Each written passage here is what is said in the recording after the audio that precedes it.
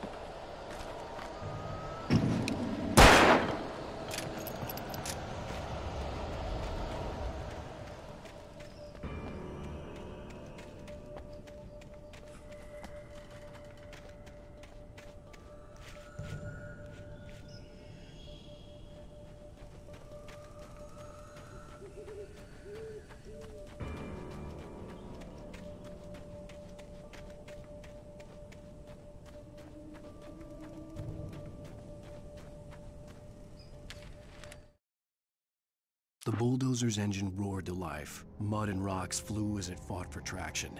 It crashed through the concrete wall and landed heavily in the yard. If it were an animal, it would have shaken its head after the impact, fixed its eyes on me, and charged. Of course, it had no head, nor eyes. Shadows crawled on its form, twisting it into a monster. Then, it came for me.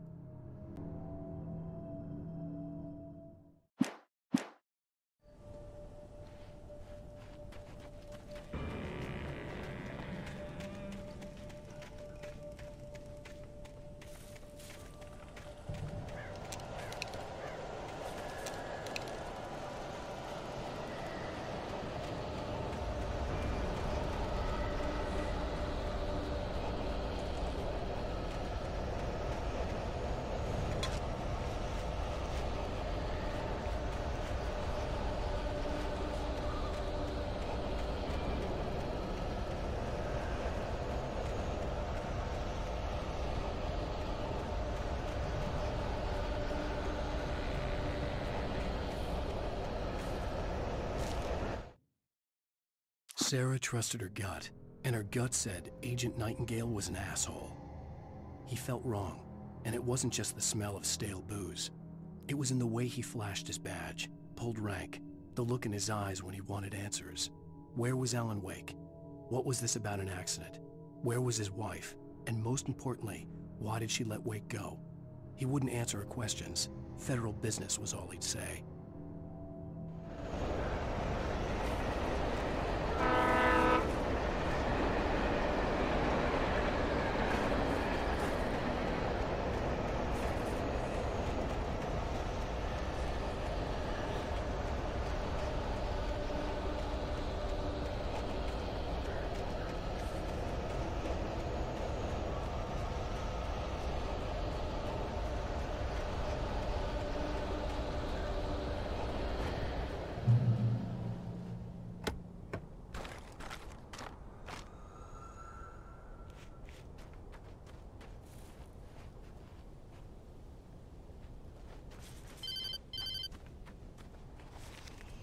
Hello? The most stubborn man I've ever met. Alice? Alice? Alan, I'm so afraid. It keeps me in the dark. Please help me. I look at you, Alan, and it's not you. Something else. Looking out from behind your eyes. Alice, I'm here. I'm so alone here. It's all gonna go to hell. You need to be careful. Cooperate. The connection had been terrible, but that wasn't the only thing that hadn't been right with the call. She sounded wrong somehow, but she had called me.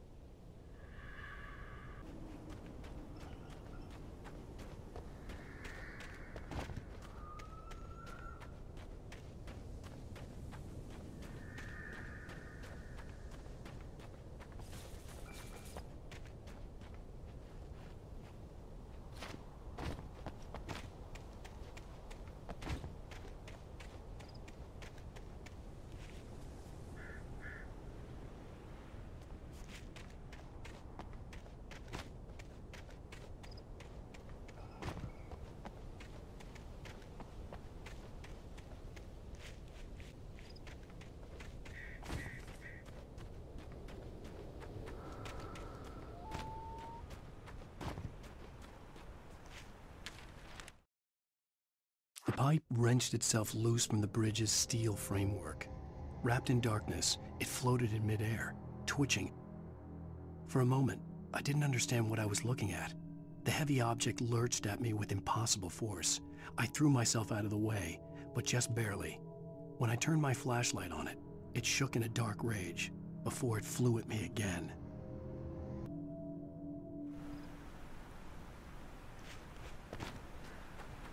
I could see a railway bridge up ahead, and a warehouse of some sort on the opposite shore.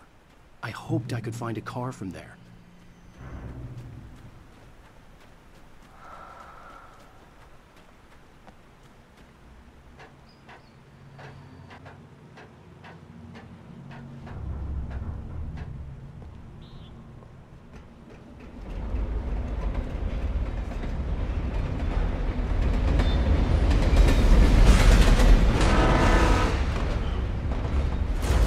That was pursuing me was growing stronger, and it was taking over everything in its path.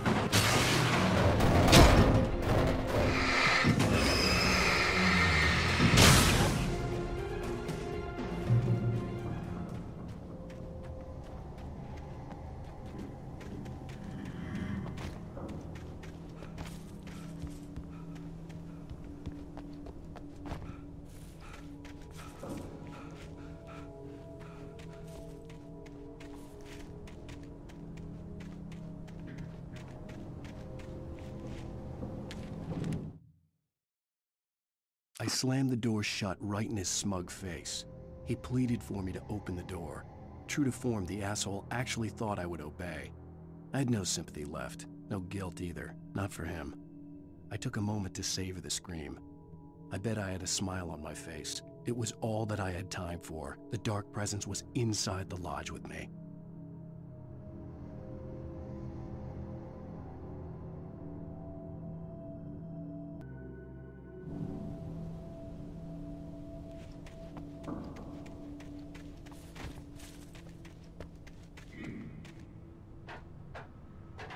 As a teenager, just starting to get interested in writing, Stephen King had been a source of inspiration to me. I thought about all the inanimate objects that had come to life in his books. No one is safe in a good horror story. Certainly not the protagonist. That's what makes them fun. This was anything but.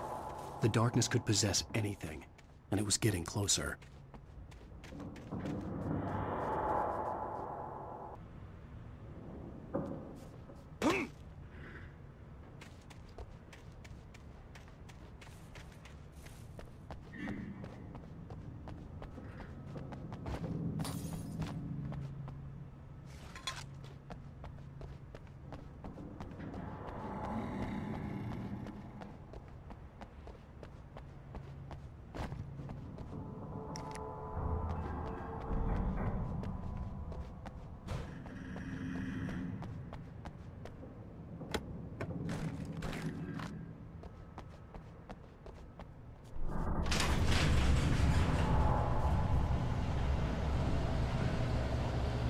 Did you call 911?